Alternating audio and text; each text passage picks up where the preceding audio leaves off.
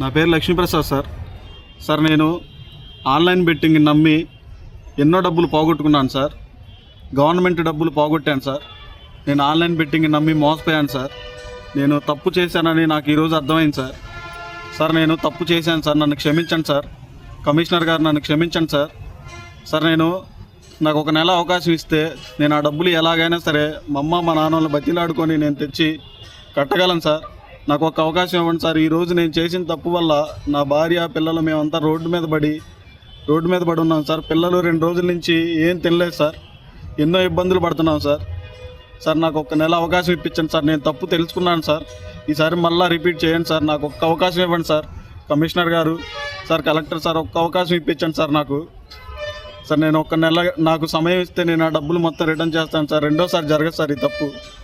Sir నేను ఇప్పుడు చచ్చిపోదామని, suicide చేసుకుందామని నా భార్య పిల్లలను డిసైడ్ అయ్యాను సార్.